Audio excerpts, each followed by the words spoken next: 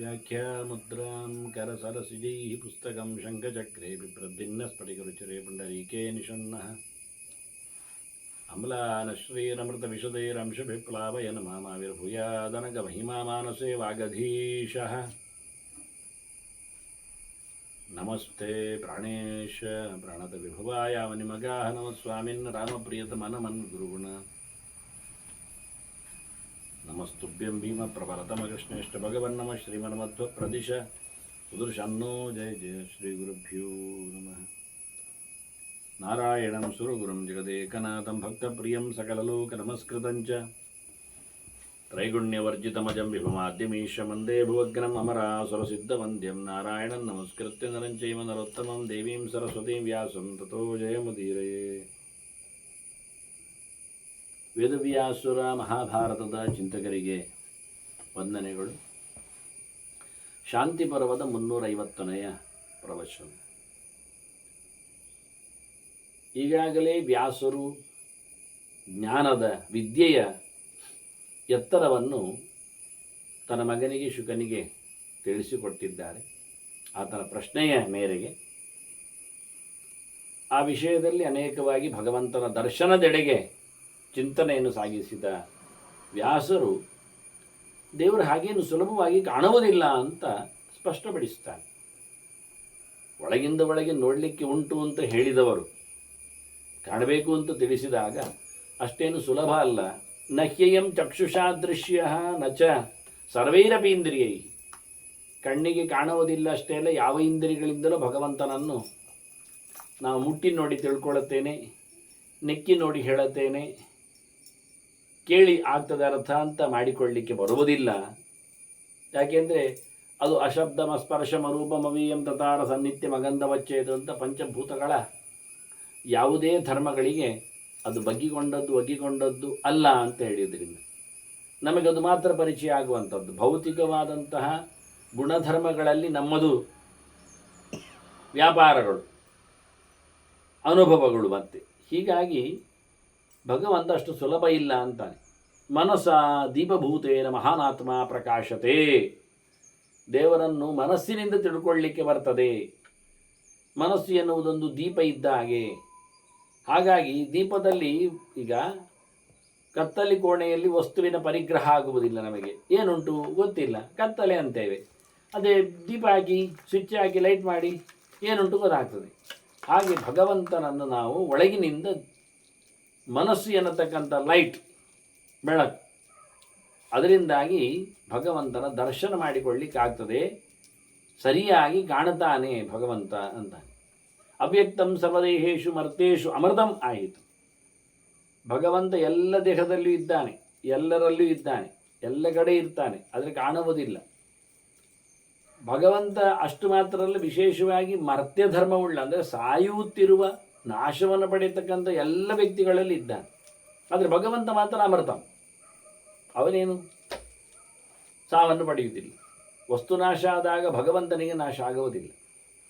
ಅದರಲ್ಲಿ ಬಹಳ ಅದ್ದೂರಿಯಾದಂತಹ ಒಂದು ದೃಷ್ಟಾಂತದಿಂದ ಉಲ್ಲೇಖ ಮಾಡಿದ್ದಾರೆ. ಈಗ ಮನೆಗೆ ಬೆಂಕಿ ಬಿತ್ತು, ಮನೆ ಸುಟ್ಟು ಹೋಗ್ತದೆ. ಆದರೆ ಮನೆ ಒಳಗಿನ ಗಾಳಿ ಸುಟ್ಟು ಹೋಗ್ತದ, ಆಕಾಶಕ್ಕೆ ಹಾನಿ ಆಗ್ತದ. ಒಂದು ದೊಡ್ಡ ದೊಣ್ಣೆಯಿಂದ ಮಡಕೆಯನ್ನು ಬಡಿದಿದ್ದಾನೆ, ಮಡಿಕೆ ಒಡೆದಿದೆ. ಆದರೆ ಮಡಕೆ ಒಳಗೆ ಆಕಾಶ ಇತ್ತು, ಅದು ಒಡಕೊಂಡು ಬಡಿತದ, ತುಂಡಾಗ್ತದ, ಆಕಾಶಕ್ಕೆ ಏಟು ಬೀಳ್ತದ ಕೇಳ್ತಾರೆ. ಹಾಗೆ ಮಹಾಭೂತಗಳಂತೆ ಭಗವಂತನ ಅಸ್ತಿತ್ವ ಒಳಗಡೆಯಲ್ಲಿ.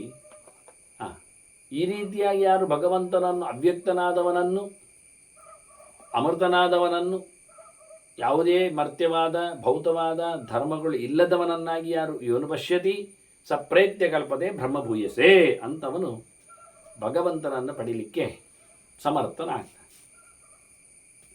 ಇದೆಲ್ಲ ಮರ್ತ್ಯ ಅಂದರೆ ಮರ್ತ್ಯ ಶಬ್ದಕ್ಕೆ ಮರ್ತ್ಯರು ಅಂತ ಹೇಳಿಕೊಂಡು ರೂಢಿಯಲ್ಲಿ ನಾವು ಮನುಷ್ಯರನ್ನು ಹೇಳೋದು, ಮರ್ತ್ಯಲೋಕ ಅಂತ ಹೇಳೋ ಮೂಲಕ. ಮರ್ತ್ಯ ಶಬ್ದಕ್ಕೆ ಯೌಗಿಕವಾಗಿ ಅರ್ಥ ಏನು ಕೇಳಿದರೆ ಮರಣ ಧರ್ಮವುಳ್ಳವ ಅಂತ ಅರ್ಥ, ಸಾಯುವವನು ಅಂತ ಅರ್ಥ. ಸಾಯುವಂಥದ್ದು, ನಾಶವನ್ನು ಪಡೆಯುವಂಥದ್ದು, ಮರಣವುಳ್ಳದ್ದು ಅದೆಲ್ಲ ಪ್ರಾಣಿಗಳಿಗೂ ಸಮಾನ ಅಲ್ವಾ. ಆದ್ದರಿಂದ ಇದು ಮರ್ತ್ಯಲೋಕ ಅಂದಾಗ ಮನುಷ್ಯರ ಲೋಕ ಅಂತ ಅರ್ಥ ಅಲ್ಲ. ಮರ್ತ್ಯಲೋಕ ಅಂದರೆ ಸಾಯುವವರ ಲೋಕ ಅಂತ. ಇಲ್ಲಿ ಪರ್ಮನೆಂಟ್ ಆಗಿ ಯಾರು ಉಳಿಯುವುದಿಲ್ಲ, ಇರುವುದಿಲ್ಲ ಅಂತ ಅರ್ಥ. ಹೀಗೆ ತಿಳಿದು ಯಾವತ್ತು ಬರ್ಬೋದು ಸಾಮು ಅಂತ ಅರ್ಥ. ಅದೇ ಸ್ವರ್ಗಗಳಲ್ಲೆಲ್ಲ, ಸ್ವರ್ಗ ನರಕಗಳಲ್ಲೆಲ್ಲ ಅದು ಮರ್ತ್ಯ ಲೋಕ ಅಲ್ಲ, ಅದು ಭೋಗಲೋಕ. ಅದು ಅವು ಮಾಡಿದ ಒಳ್ಳೆಯ ಕೆಲಸಗಳಿಗೆ ಸುಖವನ್ನು ಅನುಭವಿಸ್ತಾನೆ, ಮುಗಿದ ನಂತರ ಕಳಿಸ್ತಾರೆ ಅಂತ. ಸಾವಿನ ಪ್ರಶ್ನೆ ಅಲ್ಲ, ನರಕದಲ್ಲಿ ಹಾಗೆ ದುಃಖದ ಅನುಭವ ಆಗ್ತದೆ, ಆದ ನಂತರ ಕಳಿಸ್ತಾರೆ ಅಂತ. ಹಾಗೆ ಇಲ್ಲಿ ಮಾತ್ರ ಯಾವ ಕಾಲದಲ್ಲಿ ಸಾಯ್ಬೋದು, ಅಲ್ಲಿ ಯಾವ ಕಾಲದಲ್ಲಿ ನಿಂತಿಲ್ಲ. ಕರ್ಮಭೋಗ ಆದ ನಂತರವೇ ಅಲ್ಲಿ ಸುಖ ಭೋಗಕ್ಕಾಗಿ ಹೋದದ್ದು, ಸುಖ ಕಳೆದ ನಂತರ ಬಂದದ್ದು, ಅಷ್ಟೇ ಮುಗೀತು. ಈಗ ದುಡ್ಡಿಟ್ಕೊಂಡು ಫಾರಿನ್ ಹೋದಾಗೆ ಸುಖವನ್ನು ಅನುಭವಿಸಿದ, ದುಡ್ಡು ಮುಗೀತಾ, ಹೊರಟು ಬಂದ, ಅಷ್ಟೇ ಮುಗೀತು, ಮತ್ತೇನಿಲ್ಲ.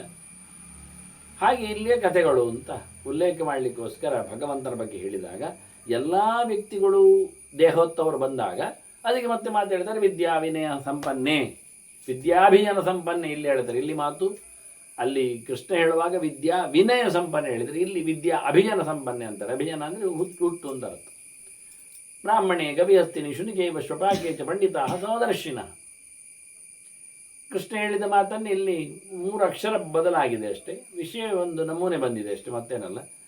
ವಿದ್ಯೆಯಿಂದ ಬರತಕ್ಕಂಥ ವಿನಯದಿಂದ ಉಂಟಾದ ವ್ಯಕ್ತಿಯಲ್ಲಿ ಅಂತ ಹೇಳೋ ಮೂಲಕ ಒಂದು ಶಬ್ದಲ್ಲಿ ಬಂದರೆ, ಇಲ್ಲಿ ವಿದ್ಯಾ ಅಭಿಜನ ಸಂಪನ್ನೆ ಅಂತೇಳಿ.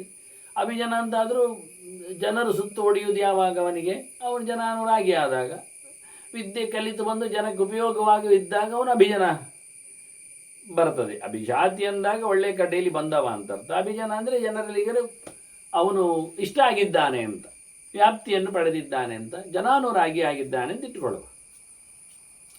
ಇಲ್ಲಿ ನೋಡಿ ಎಷ್ಟು ಚೆನ್ನಾಗಿದೆ ಅಂದರೆ, ವಾದ ಮಾಡೋರು ಹೇಳ್ತಾರೆ ಶುನಿಜೈವ ಶ್ವಪಾಕೇಚ ಪಂಡಿತ ಸಮದರ್ಶಿನ ಅಂತ ಉಂಟು. ನಾಯಿಯಲ್ಲಿ ಈ ಪಂಡಿತರಿಗೇನು ವಿರೋಧ ಇಲ್ಲ ಅಂತ ಹಾಕ್ತದೆ ಅಲ್ಲ. ನಾವೇ ನೋಡಿದ್ದೇವಲ್ಲ, ಮಹಾಭಾರತವೇ ನಾಯಿಯ, ಇನ್ನು ಮುಂದಕ್ಕೂ ಬರ್ತದೆ ಆ ಮಾತುಗಳು. ಕೋಳಿ ಇದರ ಜೊತೆಯಲ್ಲಿ ಸಹವಾಸವನ್ನು ಸಾಕುವುದನ್ನು ಮಾಡಬಾರದು ಅಂತ. ಮತ್ತೇನು ಹೇಳಿದ್ದು, ಭಗವಂತ ಅಲ್ಲಿ ಇದ್ದಾನೆ ಅಂತ ದೃಷ್ಟಿಯನ್ನು ಇಟ್ಕೊಳ್ಳಿಕ್ಕೆ ಮಾತ್ರ ಹೊರತು, ನೋಡಿ ತಾಯಿಯಲ್ಲಿಯೂ ತಂದೆಯಲ್ಲಿಯೂ ಗುರುವಿನಲ್ಲಿಯೂ ನಾಯಿಯಲ್ಲಿಯೂ ಎಲ್ಲ ಕಡೆಯಲ್ಲೂ ಭಗವಂತ ಇದ್ದಾನೆ ಹೇಳಿದ ತಕ್ಷಣ ನಾವು ಹಾಗಾದರೆ ಭಗವದಾರಾಧನೆ ಮಾಡಲಿಕ್ಕೆ ಉಂಟು, ಅದಕ್ಕೋಸ್ಕರ ನಾವು ನಾಯಿಯನ್ನು ಆಯ್ಕೆ ಮಾಡಿದ್ದೀವಿ ಹೇಳ್ತಾರೆ ಯಾರಾದರೂ. ಇರುವ ದೇವರಲ್ಲಿ ಏನು ವ್ಯತ್ಯಾಸ ಇಲ್ಲ ಹೊರತು ವ್ಯಕ್ತಿಯಲ್ಲಿ ವ್ಯತ್ಯಾಸ ಇಲ್ಲ ಹೇಳಲಿಲ್ಲ. ವ್ಯಕ್ತಿ ಬೇರೆ ಆಗುವುದಿಲ್ಲ, ಹೆತ್ತವಳು ತಾಯಿ ಮಾತ್ರ ಹೊರತು ನಾವು ಯಾರನ್ನು ಮಾತೃಶ್ರೀ ಕರಿತೇವೆ ಅಂದ ತಕ್ಷಣ ತಾಯಿ ಆಗ್ತದ? ತಾಯಿ ಆದವಳಿಗೆ ಯಾವತ್ತೂ ಸಹ ಕೈಕಾಲು ಮುರಿಯುವ ಕಥೆಯನ್ನು ಹೇಳುವುದಿಲ್ಲ. ನೀವು ಮಾತೃಶ್ರೀ ಕರೆದದ್ರಿಂದ ತಾಯಿತನ ಬರುವುದಿಲ್ಲ ಅವರಿಗೆ, ಆದ್ದರಿಂದ ಅದನ್ನು ಬಾಯಲ್ಲಿ ಹೇಳ್ತಾರೆ ಅವರು. ಕೈಕಾಲು ಮುರಿದಾಗ್ತೇನೆ ಅಂತ ಶಾಲೆ ಮಕ್ಕಳಿಗೆ ಹೇಳುವಷ್ಟರ ಮಟ್ಟಿಗೆ ಅವರು ಮುಂದುವರೆದಿರ್ತಾರೆ. ಆದರೆ ಅವರನ್ನು ಕರಿಬೇಕು ಮಾತ್ರ ನೀವು ಆ ಸ್ಥಾನದಲ್ಲಿ, ಅವರು ಇರುವುದು ಮಾತ್ರ ಈ ಸ್ಥಾನದಲ್ಲಿ. ಹೇಗಿದೆ? ಅದನ್ನು ನಾವು ಶಬ್ದವನ್ನು ಹೇಳಿದ ತಕ್ಷಣ ಕ್ರಿಯೆ ಆಗುವುದಿಲ್ಲ. ಅಲ್ಲಿರತಕ್ಕ ಭಗವಂತನ ಅಸ್ತಿತ್ವವನ್ನು ಅರಿತುಕೊಳ್ಳುವಲ್ಲಿ ಬಹಳ ಕಷ್ಟ ಇದೆ ಅಂತಾರೆ. ಅಧಿಷ್ಠಾನಗಳನ್ನು ನಾವು, ನಾಯಿಯನ್ನು ನಾವು ಹುಲಿ ಅಂತ, ಗ್ರಾಮ ಸಿಂಹ ಅಂತ ಹೇಳ್ತಾರೆ ಅದಕ್ಕೆ, ಊರಿನ ಸಿಂಹ ಅಂತ. ನಾವು ಅದಕ್ಕೆ ಸಿಂಹ ನೀನು ಅಂತ ಹೇಳಿಬಿಟ್ರೆ ಅದು ಸಿಂಹ ಆಗ್ತದ? ಅದು ಕಾಡಿನ ರಾಜ ಆಗ್ತದ? ನಾವು ಹೆಸರು ಇಟ್ಟಿದ್ದೇವೆ ಹಾಗೆ, ಅದಕ್ಕೊಂದು ಬೋರ್ಡ್ ಹಾಕಿಬಿಟ್ಟಿದ್ದೇವೆ. ನಾವು ಎಲ್ಲರಿಗೂ ಹೇಳಿಬಿಟ್ಟಿದ್ದೇವೆ ಕರೀಲಿಕ್ಕೆ, ಊರಿನಲ್ಲಿ ಸಿಂಹ ಅಂತ ಕರೀರಿ ಅದನ್ನು ಅಂತ. ಹೇಗೆ ಆಗುತ್ತೆ? ಹಾಗಾಗಿ ನಮ್ಮ ಬ್ರಾಹ್ಮಣರನ್ನು ಕರೆಯುವುದು ಹೇಳ್ತಾರೆ ಭೂಸೂರರು ಅಂತ, ನೆಲದಲ್ಲಿ ದೇವತೆಗಳು ಅಂತ. ಆಗ ನಾಳೆಯಿಂದ ಅವರನ್ನು ಭೂಸ್ಗಳು ಅಂತ ಹೇಳಿದಲ್ಲ, ಸೂರರು ಅಂತ ಕರೆಯುವುದ, ದೇವತೆಗಳು ಅಂತ ಕರೆಯುವುದ? ಎಂತ ಉಂಟು ಅಂತ ಕರೀಲಿಕ್ಕೆ, ಏನಿರ್ತದೆ ಅಂತ. ಹೀಗಾಗಿ ಹೇಳಿದ ತಕ್ಷಣ ಆಗುವುದಿಲ್ಲ. ಅಲ್ಲಿ ಬಹಳ ಚೆನ್ನಾಗಿ ಹೇಳ್ತಾನೆ, ಭಗವದೆಚ್ಚರ ಸಂಪಾದನೆ ಮಾಡಿಕೊಂಡವ ಎಲ್ಲಿಯೂ ಸಹ ಎಡುವುದಿಲ್ಲ, ಸರ್ವತ್ರ ಭಗವಂತನ ದರ್ಶನ ಮಾಡುವಲ್ಲಿ ಸಫಲನಾಗ್ತಾನೆ. ಸಹಿ ಸರ್ವೇಷು ಭೂತೇಶು, ಎಂಥದ್ದು ಜಂಗಮೇಶು ಧ್ರುವೇಶು ಜ, ಸ್ಥಾವರಗಳಲ್ಲಿ ಮರಮಟ್ಟುಗಳಲ್ಲಿಯೂ, ಪ್ರಾಣಿ ಪ್ರಪಂಚದಲ್ಲಿ ಕ್ರಿಮಿಕೀಟಗಳಲ್ಲಿಯೂ, ಯಾವುದರಲ್ಲಿಯೂ. ಅವಈಗ ನೋಡಿ ನಾಯಿಯನ್ನು ಇಟ್ಕೊಂಡವ ಯಾಕೆ ಮನೆಯಲ್ಲಿ? ದೇವರಿದ್ದಾನೆ, ದೇವರು ಎಲ್ಲ ಕಡೆ ಒಬ್ಬನೇ ಒಂದೇ ನಮ್ಮನೆ ಇರುವುದು ನೋಡ್ಲಿಕ್ಕಲ್ಲ. ಹಾಗಿದ್ದವನು ಕಳ್ಳನನ್ನು ಯಾಕೆ ಓಡಿಸ್ತಾನೆ?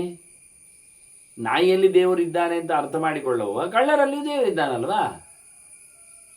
ಈಗ ಒಂದು ನಾಯಿ ಸಾಕಿದ್ದು ಯಾಕೆ? ಕಳ್ಳರನ್ನು ಕಚ್ಚಲಿಕ್ಕೆ.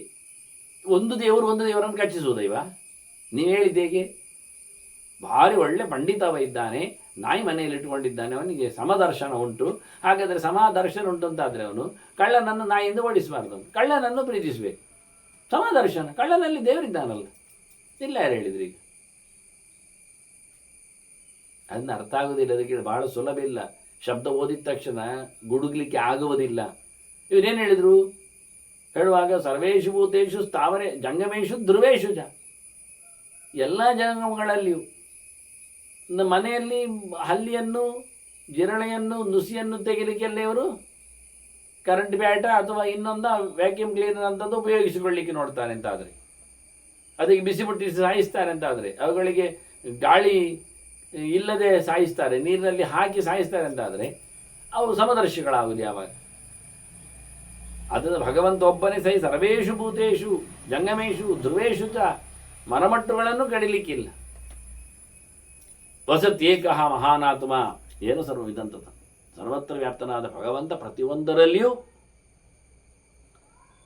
ಏನು ವ್ಯತ್ಯಾಸ ಇಲ್ಲದೆ ಸ್ವತಂತ್ರನಾಗಿಯೇ ಯಾವುದೋ ಒಂದು ಶಾಪದ ಬಲದಲ್ಲಿಯೋ ಇನ್ಯಾವುದೋ ಬಲಾತ್ಕಾರದಲ್ಲಿಯೋ ಬಂದು ಸೇರಿದ್ದಲ್ಲ,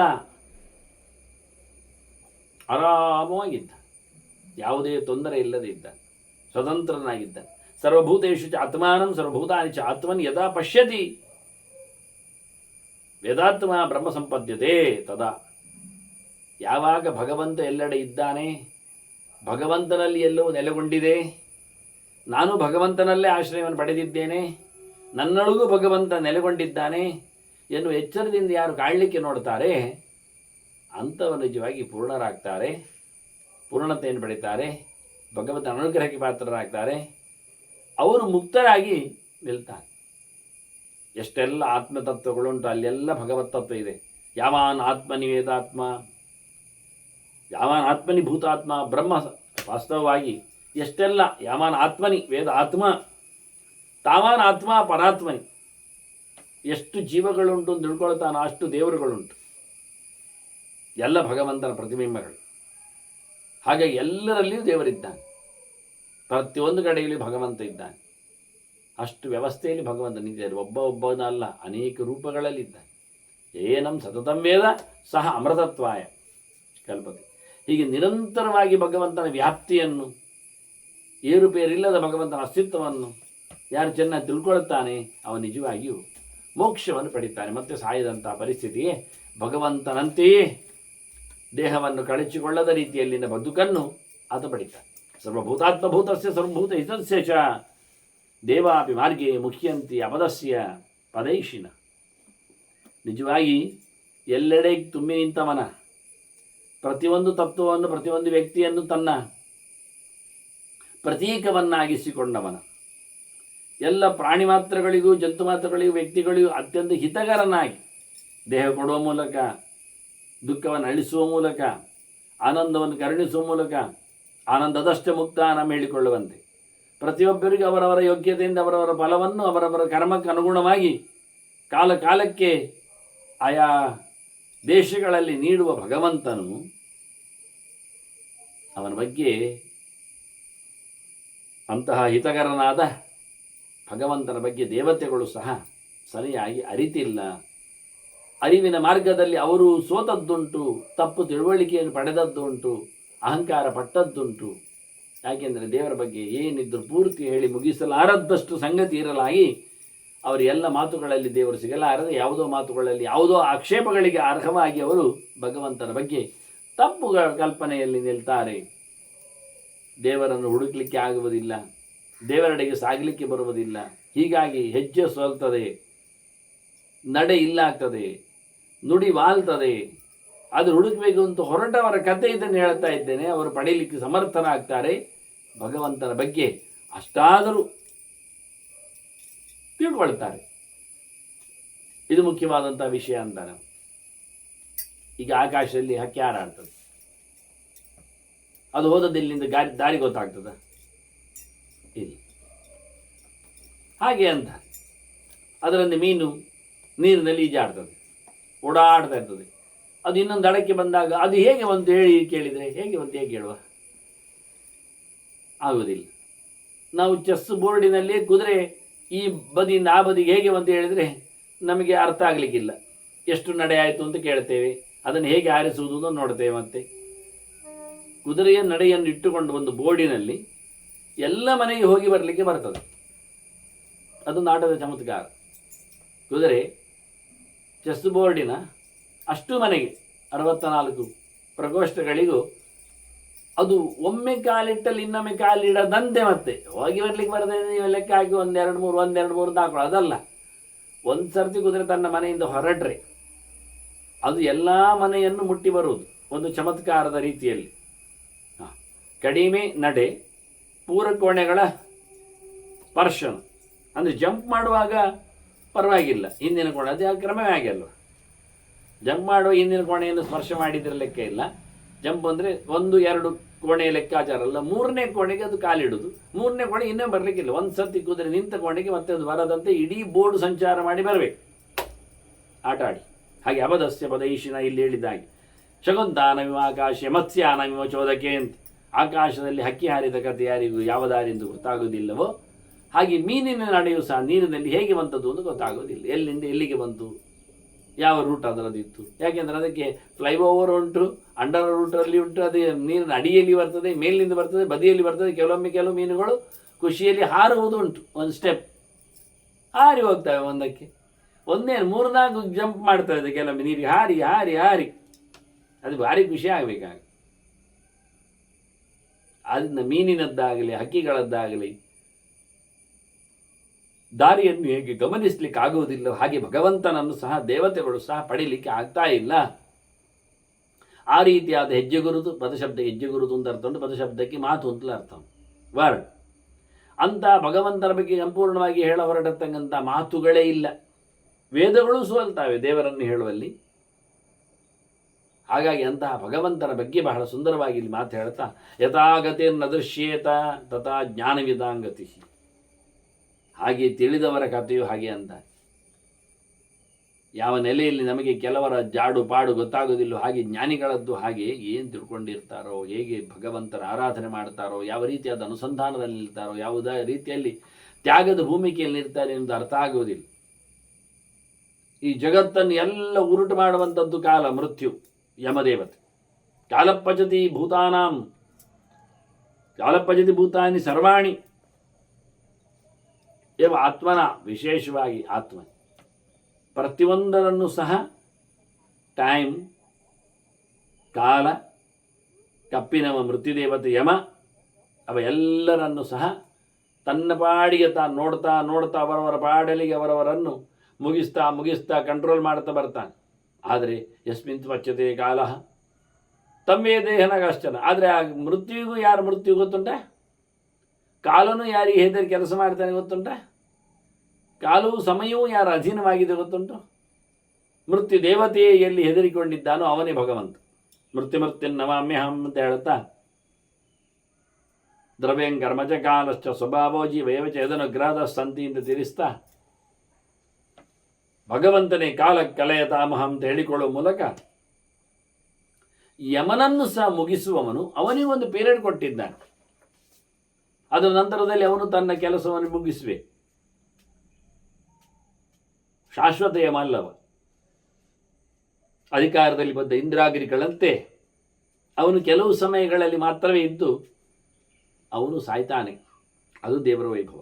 ಅಂತಹ ಭಗವಂತನನ್ನು ಹುಡುಕ್ಲಿಕ್ಕೆ ಹೋಗಬೇಕು.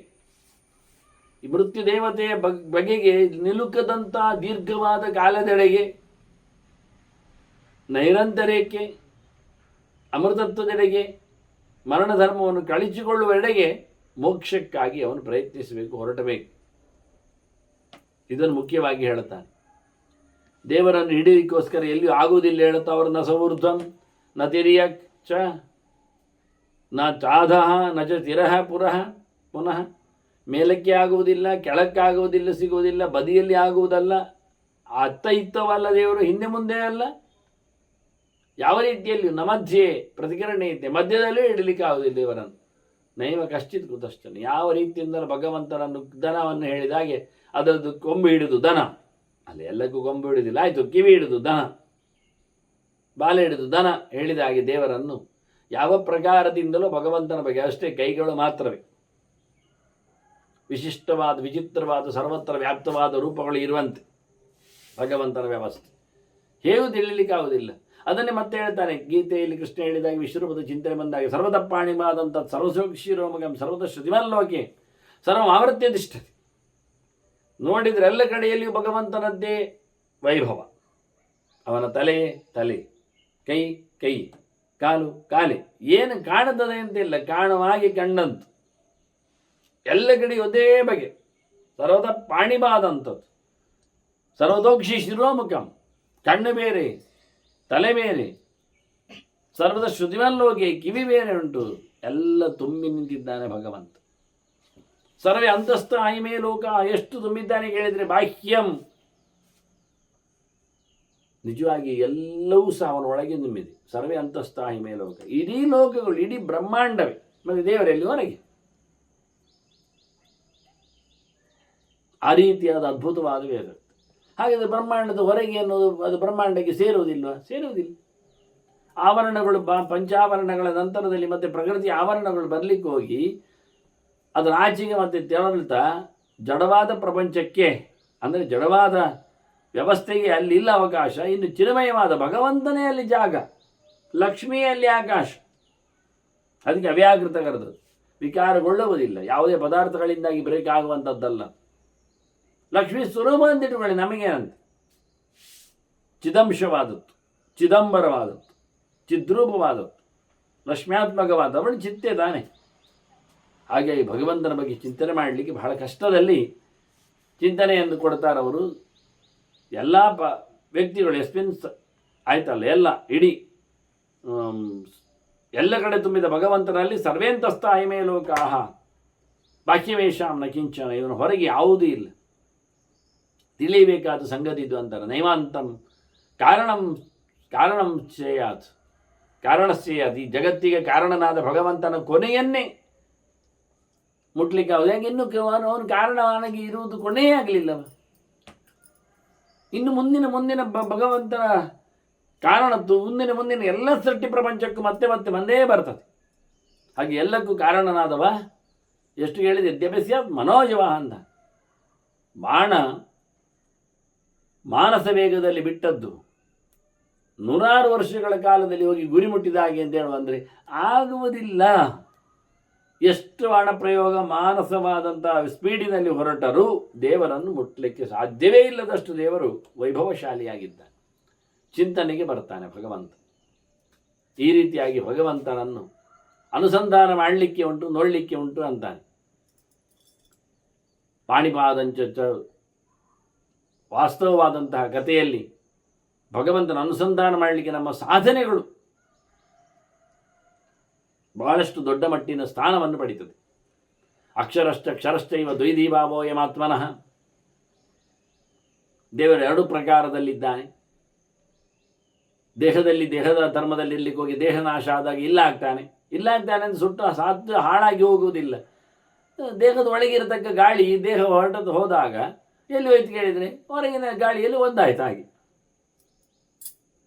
ಅದರಿಂದ ಜೀವನೊಳಗೆ ದೇವರು, ಜೀವ ಹೋಗುವುದೊಂದಿಲ್ಲಲ್ಲ, ದೇಹವನ್ನು ಬಿಟ್ಟು ಹೋಗೋದಷ್ಟೇ, ದೇವರು ಹೋಗ್ತಾನೆ. ಹಾಗೆ ಆದ್ದರಿಂದ ದೇಹವನ್ನು ಕಳಚಿ ಹೋದಾಗ, ಜೀವ ಹೋದಾಗ ಜೀವನಲ್ಲಿದ್ದ ದೇವರು ಕಳಚಿ ಹೋಗ್ತಾನೆ. ಆದರೆ ದೇಹದಲ್ಲಿ ದೇವರು ಇದ್ದೇ ಇದ್ದಾನೆ. ಅದೊಂದು ವಿಶೇಷ ನೋಡಿ.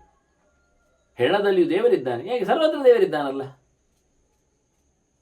ಅಷ್ಟೇನು, ಹೆಣದಲ್ಲಿ ಗಾಳಿ ಇಲ್ವಾ? ಉಂಟು. ಮತ್ತು ಉಸಿರಾಟ ಇಲ್ಲ ಅಷ್ಟೇ, ಗಾಳಿ ಉಂಟು ಒಳಗೆ. ಜಾಗ ಇದ್ದಲ್ಲಿ ಗಾಳಿ ಇರ್ತದೆ, ಕಿವಿ ಇಲ್ವಾ? ಹಾಗಾದರೆ ಹೆಣ ಬಿದ್ದರೂ ಗಾಳಿ ಪೂರ ಹೋಗುವುದಿಲ್ಲ. ಅಂದರೆ ಧನಂಜಯ ಮೃತಯ ಅಂತಾರೆ. ಹೆಣದಲ್ಲಿಯೂ ಇರತಕ್ಕಂಥ ಗಾಳಿ ಹೆಸರು ಧನಂಜಯ ಅಂತ. ಪ್ರಾಣಾಪಾನರೆಲ್ಲ ಹೋಗಿರ್ತಾರೆ, ಉಸಿರಾಟ ದೇವತೆಗಳು ಹೋಗಿರ್ತಾರೆ.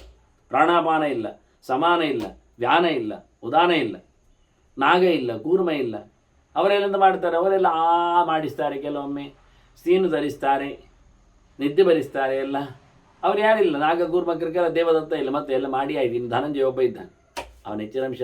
ಹೆಣವೂ ಒಂದು ದುಡ್ಡಲ್ವಾ, ಅದನ್ನು ಕಾಯ್ತಾ ಇರ್ತಾನೆ. ಅದನ್ನು ಯಾರು ದುಡ್ಡು ಮಾಡಿದರೆ ಗಮ್ಮತ್ತಿರುತ್ತೆ. ಹೆಸರು ನೋಡಿ ಎಷ್ಟು ಗಮ್ಮತ್ತಿದೆ ಅಂತ. ಸತ್ತ ಎಮ್ಮೆಗೆ ಜಾಸ್ತಿ ಹಾಲು ಹೇಳಿದ ಹಾಗೆ. ಅದನ್ನ ಗಾಳಿ ಒಳಗೆ ಜಾಗ ಉಂಟು. ಪ್ರಾಣ ಎಲ್ಲ ಹೇಳಿದ್ದ ನಾವು? ಪ್ರಾಣ ಎಲ್ಲ ಹೇಳಲಿಲ್ಲ. ದೇವರೆಲ್ಲ ಹೇಳೋದಿಲ್ಲ. ಸರ್ವತ್ರ ದೇವರಿದ್ದಾನೆ. ನಾವು ಜಡದ ಬೆಟ್ಟದಲ್ಲಿ ದೇವರೆಲ್ಲ ಹೇಳಿದ್ದೇವ? ಮಲದ ಗೊಂಪೆಯಲ್ಲಿ ದೇವರಿಲ್ಲ ಹೇಳಿದ್ದೇವೆ? ಹಾಗಾದರೆ ಹೆಣದ ಕೊಳೆತ ಶವದಲ್ಲಿ ದೇವರಿಲ್ಲ ಯಾಕೆ ಹೇಳ್ತೇವೆ? ಅದನ್ನ ದೇವರಿಗೆ 2 ಪ್ರಕಾರ, ಕ್ಷರ ಅಕ್ಷರ ಅಂತ. ಕ್ಷರದಲ್ಲಿ ಕ್ಷರನಾಗಿರ್ತಾರೆ. ಸರ್ವೇಷು ಭೂತೇಶು ದಿವಿ ಅಮೃತವಾಯ ಅಕ್ಷರ. ಅಕ್ಷರೆಯಲ್ಲಿ ಸಾಯದ ಲೋಕಗಳಲ್ಲಿ, ಸಾಯದ ದೇಹ ಇರುವ ಅಂಥ ಲೋಕಗಳ ವ್ಯವಸ್ಥೆಗಳಲ್ಲಿ ಭಗವಂತ ಅಕ್ಷರನಾಗಿದ್ದಾನೆ. ಈ ರೀತಿಯಾಗಿ ಒಂದು ಎರಡು ಕಡೆಯಲ್ಲಿ ನೋಡಲಿಕ್ಕೆ ಬರುತ್ತೆ. ಈ ದೇಹದ ಕಥೆಯೂ ಹಾಗೆ. ನವದ್ವಾರ ಪುರಂಗತ್ವ ಹಂಸೋಹಿ ನಿಯತಃ ವಶಿ. ದೇವರು ಇಲ್ಲಿ ಅಂದರೆ ದೇಹದಲ್ಲಿ ಹಂಸ ಇದ್ದಾನೆ. ಹಂಸ ಅಂದರೆ ಜೀವ, ಹೋದವ ಅಂತ ಇಟ್ಕೊಳ್ಳಿ, ಹಂಸೋ ಜೀವ ಅಂತೇಳಿ. ಈ ದೇಹದಲ್ಲಿ 9 ಬಾಗಿಲಿನ ಈ ದೇಹದಲ್ಲಿ ಜೀವ ಪ್ರವೇಶ ಮಾಡಿದ್ದಾನೆ. ಆದ್ದರಿಂದ ಇದು ಹೊತ್ಕೊಂಡು ತಿರುಗ್ತಾ ಉಂಟು, ನಡೀತಾ ಉಂಟು. ಇವತ್ತು ನಾವು ಶಂಖ ಹುಳವನ್ನು ನೋಡ್ತೇವೆ, ಬಸವನ ಹುಳವನ್ನು ನೋಡ್ತೇವೆ, ಮತ್ತು ಕೆಲವು ಚಿಪ್ಪುಗಳನ್ನು ಹೊತ್ತಿರತಕ್ಕ ಪ್ರಾಣಿಗಳನ್ನೆಲ್ಲ, ಮೀನು ಹಂದಿಯು ಎಲ್ಲ ನೋಡ್ತೇವೆ. ಅವುಗಳು ತಮ್ಮ ಚಿಪ್ಪನ್ನು ಹೊತ್ಕೊಂಡು ಹೋಗ್ತೇವೆ, ಸೆಲ್ಲನ್ನು. ಹಾಗೆ ಜೀವ ಎನ್ನುವ ಇದೊಂದು ಸೆಲ್ ಇದ್ದಾಗೆ, ಚಿಪ್ಪು, ಇದನ್ನು ಹೊತ್ಕೊಂಡು ಹೋಗುದು ಜೀವ. ಕೆಲವರದ್ದು ಭಾಳ ದೊಡ್ಡ ಚಿಪ್ಪು ಇರ್ತದೆ, ಹೆಂಟೆ ಇರ್ತದೆ, ಕೆಲವರು ಸವಕಲ್ಲಿ ಇರ್ತದೆ, ಅಷ್ಟೇನು ಮಾಡಲ್ಲ. ಆ ರೀತಿಯಾಗಿ ನವದ್ವಾರ ಪುರಂಗತ್ವ ಹಂಸೋಹಿ ನಿಯತಃ ವಶಿ. ಇಲ್ಲಿ ಹೊರಗೋಗ್ಲಿಕ್ಕೆ ಆಗುವುದಿಲ್ಲ ಅವನಿಗೆ. ಚಿಪ್ಪಿನ ಹಾಗೆ ಚಿಪ್ಪು ತೆಗೆದು ಬಿಟ್ಟರೆ ಆ ಪ್ರಾಣಿ ಸಾಯ್ತದೆ. ಅದಕ್ಕೆ ಅಂಟಿಕೊಂಡಿರೋದು ಮೈಗೆ ಮಾಂಸ. ಅದರ ಆಸೆಗೋಸ್ಕರ ಚಿಪ್ಪು ತೆಗೆದು ತಿಂತಾರೆ ಜನ, ಕತ್ತರಿಸ್ತಾರೆ. ಹಾಗೆ ಜೀವ ಹೊತ್ಕೊಂಡು ಹೋಗುವಂಥದ್ದು ಇದಕ್ಕೆ ಅದು ಬದ್ಧವಾಗಿದೆ. ಅದು ನಿಜವಾಗಿ ಅದು ಇದಕ್ಕೆ ಬದ್ಧ ಆಗಬೇಕು. ದೇಹವನ್ನು ದುಡಿಸಿಕೊಳ್ಳುವಂತೆ ಜೀವ ಇರಬೇಕಿತ್ತು, ಆದರೆ ಈಗ ದೇಹವೇ ಜೀವವನ್ನು ದುಡಿಸಿಕೊಳ್ತದೆ ಚೆನ್ನಾಗಿ. ಏನು ಮಾಡಲಿಕ್ಕೆ ಆಗ್ತದೆ? ಇದರಲ್ಲಿ ಭಗವಂತ ಇದ್ದಾನೆ. ಅವನು ದೇಹದಲ್ಲಿ ಸೋತಿಲ್ಲ, ಅವನು ದೇಹವನ್ನು ದುಡಿಸಿಕೊಳ್ಳಲಿಕ್ಕೆ ಬಿಡುವುದಿಲ್ಲ. ಅವು ಜೀವನನ್ನೇ ಕಂಟ್ರೋಲ್ ಮಾಡ್ತಾ ಇದ್ದಾನೆ, ನೋಡಿಕೊಳ್ತಾ ಇದ್ದಾನೆ. ಹಾಗಾಗಿ ಭಗವಂತ ಎಲ್ಲರಿಗೂ ವಶನಾಗದೆ ಎಲ್ಲವನ್ನು ವಶದಲ್ಲಿಟ್ಟುಕೊಂಡಿದ್ದಾನೆ. ಯಾರಿಗೂ ನಿಯಮನಕ್ಕೊಳಗಾಗದೆ ಎಲ್ಲವನ್ನು ನಿಯಮಿಸಿಕೊಳ್ಳುತ್ತಾ ಇದ್ದಾನೆ. ಯಾಕೆಂದರೆ ಅವನೀಶಃ ಸರ್ವಸ್ಯ ಭೂತಸ್ಯ ಸ್ಥಾವರಸ್ಯ ಚರಸ್ಯ. ಅದು ನಿಂತ ಪ್ರಾಣಿ ವರ್ಗ ಆಗಲಿ, ಓಡಾಡುವ ಪ್ರಾಣಿ ವರ್ಗ ಆಗಲಿ, ಮರಮಟ್ಟುಗಳಾಗಲಿ, ಪ್ರಾಣಿ ಪ್ರಪಂಚ, ಗೀತ ಪ್ರಪಂಚ, ಮನುಷ್ಯನೇ ಆಗಿರಲಿ, ಈ ಎರಡರಲ್ಲಿಯೂ ಭಗವಂತನ ಇರುವಿನ ವ್ಯವಸ್ಥೆ ಹೀಗೆ. ಅವನು ಸರ್ವೋತ್ತಮನಿದ್ದಾನೆ, ಒಡೆಯನಿದ್ದಾನೆ, ಕರ್ಮವನ್ನು ಮಾಡಿಸುವವನು, ಅದರ ಫಲವನ್ನು ಕೊಡುವವನು, ಅದರ ಭೋಗವನ್ನು ಉಣಿಸುವವನು. ಅಷ್ಟು ಸಾಮರ್ಥ್ಯವನಿಗೆ, ಅಷ್ಟು ಅದ್ಭುತವಾಗಿದ್ದ. ಸೃಷ್ಟಿಯಲ್ಲಿ ಬರ್ತಾನೆ, ಸಂಹಾರದಲ್ಲಿ ತೆರಳುತ್ತಾನೆ. ಪಾತೇನಾಜಂ ವಿಕಲ್ಪಾನ ನವಾನಾಂ ಸಂಶಯೇನ ಚ. ಅವನು ಹುಟ್ಟುವುದಿಲ್ಲ. ಅಜಂ ಬ್ರಹ್ಮವ, ಹುಟ್ಟಲಾರದ ಭಗವಂತ ಎಲ್ಲವನ್ನೂ ತಂದಿಟ್ಟವ ಇಲ್ಲಿ. ಅಸ್ಮಾತ್ ಜಾತಃ ಅಂತೇಳಿ ಯಾಕೆ ಹೇಳಿದ? ಅಜಂ ವಿಶ್ವಂ, ವಿಶ್ವಕನ್ವಯ ಮಾಡಿದ್ರು ನಮ್ಮೆ. ಅದು ಪಾತೇನ, ಅದನ್ನು ಬೀಳಿಸ್ತಾನೆ, ಉತ್ಪತ್ತಿಯನ್ನು ಸನ್ನಿಪಾತ, ಬೀಳಿಸ್ತಾನೆ, ಉತ್ಪತ್ತಿಯನ್ನು ತರುತ್ತಾನೆ, ಸಂಶಯನ, ಅದನ್ನು ಮಲಗಿಸ್ತಾನೆ, ಸಾಯಿಸ್ತಾನೆ. ಪೂರ್ಣ ಮಲಗುವುದೊಂದು ಸಾಯುವುದು. ಹಾಗಾಗಿ ಬಂದು ಬೀಳುವುದು ಅಂದರೆ ಸೃಷ್ಟಿಗೆ ಬಂದು ಬೀಳುವುದು. ಅದೇ ಪಿತಾ ಯೋನ್ಯಾಂ ಮೃತಸ್ಸಿಂಚಿತ ಪ್ರಥಮ ಮ್ರಿಯತೆ ಅಂತ ಹೇಳಿದ ಹಾಗೆ. ಅವನು ಗರ್ಭಕ್ಕೆ ಬಿದ್ದ, ಗರ್ಭದಿಂದ ಭೂಮಿಗೆ ಬಿದ್ದ, ಭೂಮಿಯಲ್ಲಿ ಕಟ್ಟುಪಾಡಿಗೆ ಬಿದ್ದ, ಕೊನೆಗೆ ಸತ್ತು ಬಿದ್ದ. 4 ಬಿದ್ದದ್ದು ನೋಡಿರಿ. ಪಾತೇನ ಉತ್ಪತ್ತಿಯನ್ನೇ, ಸೃಷ್ಟಿಯನ್ನೇ ಸಾವು ಅಂತ ಹೇಳಿದ್ದಲ್ಲಿ. ಇನ್ನು ಸಂಶಯ ಏನು? ಚೆನ್ನಾಗಿ ಗರ್ದು ಮಲಗುವುದು, ಮತ್ತೆ ಹೇಳೋದೇ ಇಲ್ಲ. ನಾನು ಹೇಳ್ತಾರೆ, ನಿನ್ನೆ ಮಲಗಿದ್ರು ಮಾರೆ, ಬೆಳಿಗ್ಗೆ ಹೇಳಲೇ ಇಲ್ಲ ಅವರು. ಹಾಲಿನವು ಬಂದ, ಪೇಪರ್ನವು ಬಂದ, ಕಾಪಿಯವು ಬಂದ, ಮತ್ತೆ ಬಾಗಿಲು ಒಡೆದು ನೋಡಿದಾಗ ಗೊತ್ತವರು ನಿನ್ನೆ ಮಲಗಿದವರು ಹೇಳಲಿಲ್ಲ.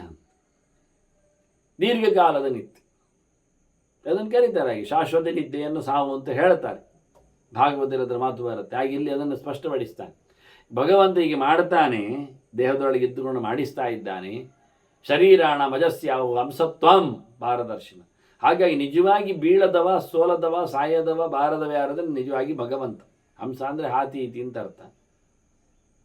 ಹನ ಹಿಂಸಾಗತ್ಯ ಅಂತ ಅರ್ಥ ಮಾಡಿದರೆ 2 ಅರ್ಥ ಬಂತು. ಗತಿಯು ಬಂತು, ನಾಶವೂ ಬಂತು, ಉತ್ಪತ್ತಿ ಬಂತು, ಸಂಹಾರ ಬಂತು. ಭಗವಂತ ಎಲ್ಲವನ್ನು ಸಂಹಾರ ಮಾಡುವುದರಿಂದ, ಎಲ್ಲ ದೋಷದಿಂದ ದೂರನಾದ್ರಿಂದ, ಎಲ್ಲ ಗುಣಗಳ ಸಾರನಾದ್ರಿಂದ ಭಗವಂತ ನಿಜವಾಗಿ ಹಂಸ ಇರೋದು. ನಿಜವಾದ ಹಂಸತ್ವ ಭಗವಂತನೇ ಜೀವನಲ್ಲಿ ಅಲ್ಲ. ಜೀವನಿಗೆ ಬಿಡಲಿಕ್ಕೂ ಬರೋದಿಲ್ಲ, ಹಿಡಿಯಲಿಕ್ಕೂ ಬರೋದಿಲ್ಲ. ಅವನ ಕೈಯಿಂದ ಅದು ಜಾರಿ ಹೋಗ್ತದೆ, ಅವನ ಕೈಯಲ್ಲಿ ಬಂದು ಸೇರ್ತದೆ. ಇಷ್ಟೇ ಹೊರತು ಮತ್ತೇನಲ್ಲ. ಹಾಗಾಗಿ ಭಗವಂತನ ಅದ್ದೂರಿಯಾದಂಥ ಹಂಸತ್ವವು, ಜೀವನಲ್ಲಿಯೂ ಹಂಸಶಬ್ದ ವ್ಯವಸ್ಥೆಯು. ಅದಕ್ಕೇನು ಹೇಳ್ತಾರೆ ಹೇಳುವಾಗ? ಪರಮಾಂಶ ಶಬ್ದ ಹಾಕಬೇಕು, ಉತ್ತಮತ್ವವನ್ನು ಕಲ್ಪಿಸಬೇಕು, ಮಹಾಶಬ್ದವನ್ನು ಹಾಕಬೇಕು. ಏನು ಹಾಕಿದ್ರು ಮತ್ತೆ ಪುನಃ ಸಣ್ಣ ಅರ್ಥದಲ್ಲಿ ತೆರೆದುಕೊಳ್ಳುವುದು ಹೌದೇ ಹೌದು. ಹಂಸ ಅಂದರೆ ಹಕ್ಕಿ ಒಂದು ವಿಶೇಷ ಅಲ್ವ. ಒಂದು ಜಾತಿ ಹಕ್ಕಿಯನ್ನು ಹಂಸ ಅಂತ ಕರಿತೇವೆ ನೀರಿನಲ್ಲಿ. ಅದೇ ಸ್ವಲ್ಪ ಹೆಚ್ಚು ಮಾಡಿದರೆ ಎಲ್ಲ ಹಕ್ಕಿಗಳನ್ನು ಹಂಸ ಅಂತೇವೆ. ಇನ್ನು ಆಚೆ ಹೋದಾಗ ಹಕ್ಕಿಗಳಂತೆ ಸ್ವೇಚ್ಛಾ ವಿಹಾರವುಳ್ಳಂತಹ ಯತಿಗಳಿಗೆ ಹಂಸ ಅಂತೇವೆ. ನಿಜವಾಗಿ ಸ್ವೇಚ್ಛೆಯಾಗಿ ವಿಹಾರ ಮಾಡುವಂಥದ್ದು ಜೀವ ಅಲ್ವಾ, ಮೇಲೆ ಕೆಳಗೆ ಹೋಗುವಂಥದ್ದು ಒಳಗಿಂದ. ಹೌದೌದು, ಹೃದಯ ಆಕಾಶ ಇದೆ, ಜೀವ ಎನ್ನುವ ಹಕ್ಕಿ ಇದೆ. ದ್ವಾಸುಪರ್ಣ ಸೈಜಾಸಕಾಯ ಅಂತ ಎರಡು ಹಕ್ಕಿಗಳ ಬಗ್ಗೆ ವೇದವೇ ಮಾತಾಡಿದೆ, ಜೀವ ಮತ್ತು ಪರಮಾತ್ಮನ ಬಗ್ಗೆ. ಹಾಗಾಗಿ ಇಲ್ಲಿ ಬಹಳ ಚಂದವಾಗಿ ನಿಜವಾಗಿ ಮುಖ್ಯ ವೃತ್ತಿಯಿಂದ ಹೇಳುವುದಾದರೆ ಈ ದೇಹದಲ್ಲಿ ಹಂಸ ದೇವರೇ. ಆದರೆ ಬಿಡುವ, ಹೋಗುವ, ಹಾರುವ ಶಕ್ತಿಗಳಿಂದಾಗಿ ಇವನನ್ನು ಹೇಳಲಿಕ್ಕೆ ಆಗ್ತದೆ, ಹೇಳಲಿಕ್ಕೆ ಬರ್ತದೆ. ಈ ರೀತಿಯಾಗಿ ಚೆನ್ನಾಗಿ ನೋಡಿದವರು ಹೇಳುವ ರೀತಿ ಪಾರದರ್ಶಿಗಳು ಅಂತ. ಇನ್ನೊಂದು ಪಾರವನ್ನು ಕಂಡವರು ಅಂತ, ತತ್ವಜ್ಞಾನದ ಚಿಂತನೆಯ ಕಡೆಯನ್ನು ನೋಡಿದವರು ಅಂತ ಪಾರದರ್ಶಿಗಳು ಅಂದರೆ. ನಮಗೀಗತ್ತು ಪಾರದರ್ಶನ ಅಂದರೆ ನೋಡುವುದು ಕ್ಲಾರಿಟಿ ಆಗಿರುವುದು ಅಂತ ಒಂದು ದೃಷ್ಟಿಯಿಂದ, ಶುದ್ಧವಾದಂಥ ನೋಡುಗೆ. ಅದಕ್ಕೋಸ್ಕರ ಮತ್ತೆ ಇಲ್ಲಿ ಗ್ಲಾಸ್ ಕೇಸ್ ಆಗಿದ್ರೆ ಟ್ರಾನ್ಸ್ಪರೆಂಟ್ ಇದ್ದರೆ ಅದು ಪಾರದರ್ಶಕ ಆಯಿತು, ಅದಕ್ಕೆ ಪಾರದರ್ಶನ ಅನ್ನೋದು. ಆದರೆ ಇಲ್ಲಿ ಪಾರ ಅಂದರೆ ದಡವೇ, ಅದನ್ನು ಕಂಡವರು, ಜ್ಞಾನದ ಅತ್ಯಂತ ಎತ್ತರದಲ್ಲಿ ನಿಂತವರು. ಇಲ್ಲಿಯೂ ಪಾರವನ್ನು ಕಂಡದ್ದು ಅಲ್ಲ ಅಂತ ಹೇಳುವುದಲ್ಲ, ಕೂಲಂಕುಷವಾಗಿ ನೋಡಿದ್ರೆ ಎನ್ನುವ ಅರ್ಥ ಉಂಟು, ಇಲ್ಲೇನಲ್ಲ, ಆದರೆ ಅಷ್ಟು ವ್ಯಾಪ್ತವಾದ ಅರ್ಥ ಇಲ್ಲ. ಹಂಸೋಕ್ತಮ್ಯ ಕ್ಷರಂ ಚೈವ ಕೂಟಸ್ಥಮ್ಯ ತದ ಅಕ್ಷರಂ. ಭಗವಂತನು ಈ ಜೀವನ ಬಗ್ಗೆ ಆದರೆ ಕ್ಷರಾಂಶ ಹೇಳಬೇಕು ನಾವು ಅಷ್ಟೇ, ದೇವರನ್ನು ಬಿಟ್ಟೇ ಬಿಡ್ತಾನಲ್ಲ. ಆದರೆ ಭಗವಂತ ದೇಹವತ್ತೋ ಹುಟ್ಟುವುದಿಲ್ಲ, ದೇಹವನ್ನು ಬಿಡುವವನು ಅಲ್ಲ. ಆ ರೀತಿಯಾದ ಮುಖ್ಯವಾದಂಥ ವ್ಯವಸ್ಥೆ ಏಕಪ್ರಕಾರಿ ಇರುವುದು ಭಗವಂತನಾಗ್ತಾನೆ. ತದ್ವಿದ್ವಾನ್ ಅಕ್ಷರಂ ಪ್ರಾಪ್ಯ ಜಹಾತಿ ಪ್ರಾಣ ಜನಮನಿ. ವಾಸ್ತವವಾಗಿ ಭಗವಂತನ ಬಗ್ಗೆ ಇಂಥ ಅಕ್ಷರತತ್ವ ಚಿಂತನೆ ಮಾಡಿದವ ತನ್ನ ದೇಹವನ್ನು ಬಿಡ್ತಾನೆ, ಅಷ್ಟೇ ಅಲ್ಲದೆ ಮುಂದೆ ಹುಟ್ಟನ್ನು ಬಿಡ್ತಾನೆ.